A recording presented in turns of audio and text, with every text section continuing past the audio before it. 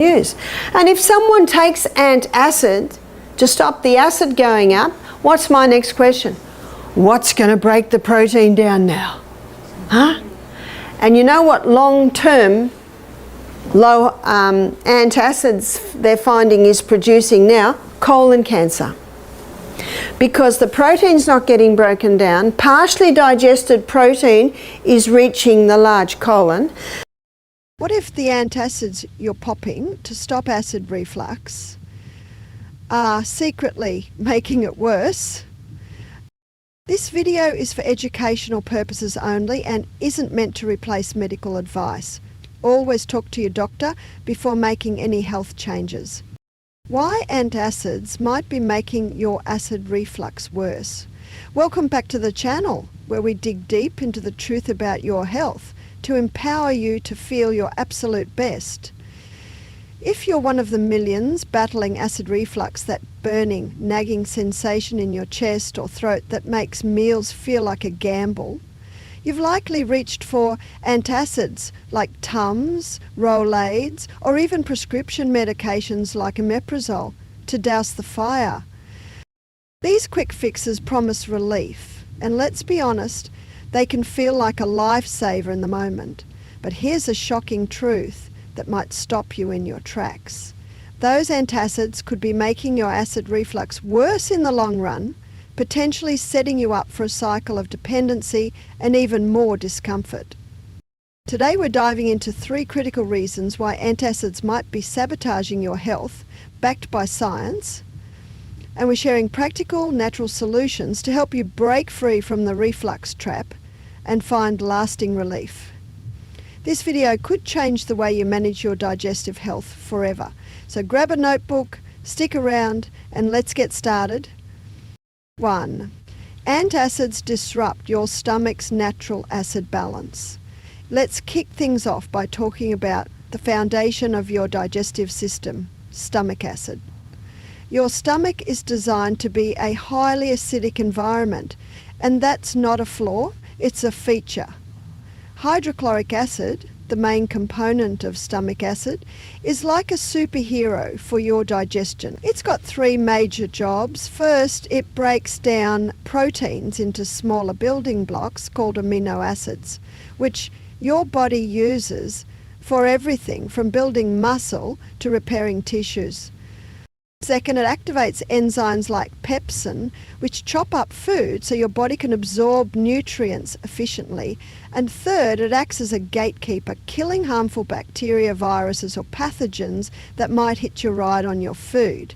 Think of your stomach acid as the bouncer at an exclusive club. It keeps the bad guys out and ensures everything inside runs smoothly. When you pop an antacid, whether it's an over-the-counter tablet like Tums, a histamine 2 receptor blocker like Pepcid, or a powerful proton pump inhibitor, PPI, like omeprazole, you're neutralizing this acid to stop the burning sensation of reflux. Sounds like a win, right? Not so fast. By reducing stomach acid, you're disrupting a delicate balance that your body has fine-tuned over millions of years of evolution. It's like turning off the engine of a car in the middle of a highway. You might stop the noise, but the whole system grinds to a screeching halt. When you mess with this natural acid balance, digestion takes a serious hit. Without enough acid, proteins don't break down properly and food sits in your stomach longer than it's supposed to. This leads to a process called fermentation, where undigested food starts to break down in a way that produces gas. That gas builds up pressure in your stomach, and guess what? That pressure can push acid or partially digested food up through the lower esophageal sphincter, at least the muscular valve separating your stomach from your esophagus, causing that familiar burning sensation. A 2017 study published in the Journal of Gastroenterology found that low stomach acid, a condition known as hypochlorhydria, is strongly linked to worsening reflux symptoms over time. This creates a vicious cycle. You take an antacid to stop the burning, but by reducing acid, you impair digestion, increase gas production, and make reflux more likely to strike again. Picture this. You're at a family barbecue enjoying a juicy burger with all the fixings. Without enough stomach acid, that meal lingers in your stomach, fermenting like a science experiment gone wrong. The result? Bloating, burping, and acid creeping up your throat. It's like putting a Band-Aid on a broken engine. It might hide the symptom for a moment, but it doesn't fix the underlying issue, leaving you stuck in a loop of discomfort. Consequences of low stomach acid go far beyond just digestion. Long-term antacid use can lead to serious nutrient deficiencies because stomach acid is crucial for absorbing key nutrients like calcium, magnesium, iron, and vitamin B12. A 2019 study in the journal Nutrients highlighted that prolonged use of PPIs is strongly associated with vitamin B12 deficiency, which can cause symptoms like chronic fatigue, tingling or numbness in your hands and feet, and even cognitive issues like brain fog or memory problems. Calcium deficiency, on the other hand, can weaken your bones, increasing your risk of fractures, especially concerning for older adults or anyone at risk for osteoporosis. Low magnesium levels can lead to muscle cramps, heart palpitations, or even anxiety-like symptoms. Let me share a quick story. I recently heard from a viewer named Sarah who'd been taking PPIs for years to manage her reflux. She started noticing constant tiredness and tingling in her fingers. After working with her doctor, she discovered her B12 levels were dangerously low, a direct result of her long-term antacid use. By relying on antacids, you're not just masking reflux symptoms, you're potentially robbing your body of the nutrients it needs to thrive. Comment acid-free for me below and share how long you've been using antacids or any side effects you've noticed, like fatigue or bloating. 2. Antacids can cause rebound acid hypersecretion. Now, let's move on to a surprising fact that most people don't know about antacids, especially proton pump inhibitors, PPIs like omeprazole or lansoprazole, they can actually increase acid production in your stomach over time. This phenomenon is called rebound acid hypersecretion, and it's like a hidden trap that can make your reflux worse than ever. Here's how it works. PPIs are incredibly effective at reducing acid. They work by shutting down the proton pumps in your stomach lining that produce hydrochloric acid, dropping acidity levels to near zero. For someone with severe reflux, this might feel like a miracle, right? But your body is a master at adapting. When it senses that acid levels are too low, it panics and compensates by cranking up the production of those proton pumps, like a factory going into overdrive to meet a sudden demand. So when the antacid wears off or you try to stop taking it, your stomach unleashes a flood of excess acid, setting the stage for even more intense reflux symptoms. It's like pressing pause on a dam. When you release it, the water comes rushing out with a vengeance. This rebound effect can make your symptoms feel worse than before you ever started taking antacids, turning a manageable issue into a full-blown problem. A groundbreaking 2009 study published in Gastroenterology tested this on healthy volunteers with no history of reflux. They took PPIs for just 8 weeks, and when they stopped, they experienced rebound acid hypersecretion, leading to new or worsened reflux symptoms even in people who'd never had heartburn before. Imagine this scenario. It's Friday night and you're enjoying a spicy taco dinner with friends. You take a PPI to prevent the burning, but a few hours later, when the medication starts to wear off, your stomach churns out acid like it's preparing for an Olympic sprint. That excess acid splashes into your esophagus, leaving you reaching for another dose just to get through the night. This isn't a one-time issue. It can happen every time the medication wears off, making you feel like you're fighting a losing battle against your own stomach. The worst part about rebound acid hypersecretion is that it can trap you in a dependency cycle where stopping antacids feels impossible. You try to skip a dose, and the surge of acid makes you feel like you're swallowing fire, so you reach for the pills again, thinking they're your only lifeline. A 2020 article in the American Journal of Gastroenterology raised alarms about the long-term risks of PPI use, including an increased risk of kidney disease, bone fractures, and infections like Clostridium difficile, a nasty bacteria that can cause severe diarrhea and gut inflammation. Let me paint a picture. Meet John, a viewer who shared his story with us. He started taking PPIs for occasional heartburn after big meals, but soon he was taking them daily because skipping a dose left him with unbearable burning.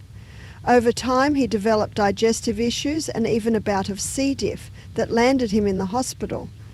Stories like John's show how Rebound acid can turn a temporary solution into a long-term problem, with risks that go beyond just reflux. Comment Break the Cycle below and let us know if you've tried stopping antacids or felt worse after skipping a dose. 3. Antacids don't address the root cause of acid reflux. Here's the biggest issue with antacids, and it's a game changer when you understand it. They're a quick fix that completely ignores why you're experiencing acid reflux in the first place. Reflux isn't just about having too much acid.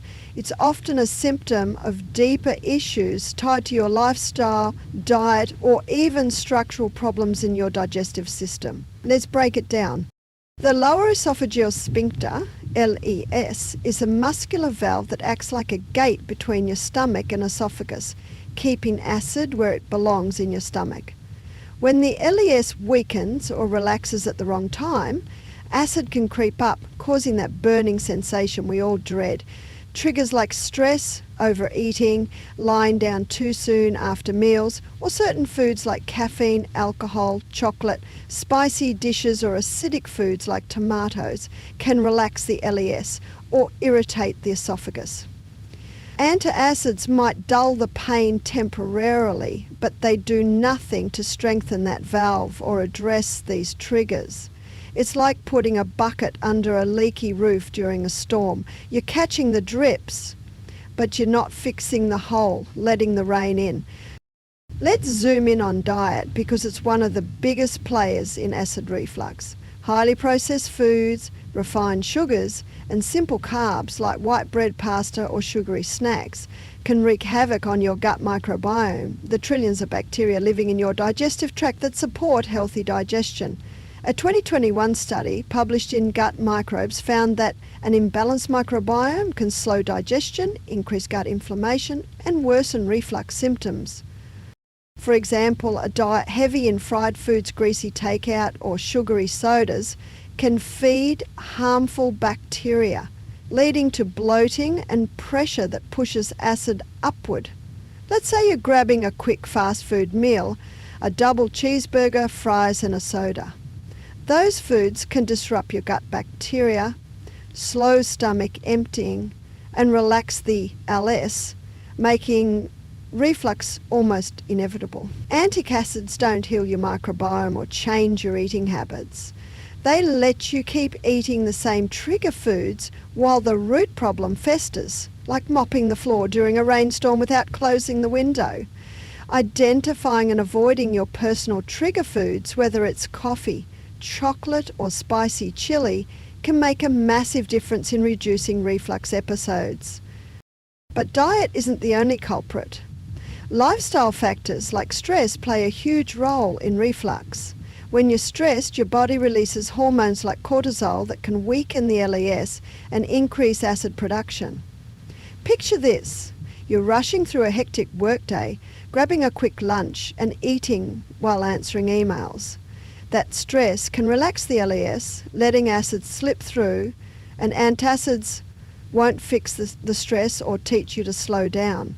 Structural issues can also contribute. For example, a hiatal hernia where part of the stomach pushes up through the diaphragm into the chest can weaken the LES and make reflux more likely.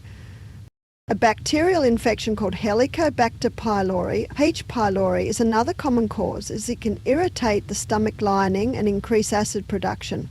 A 2018 study in Helicobacter found that H. pylori infection is linked to reflux in some patients, and treating the infection can significantly reduce symptoms.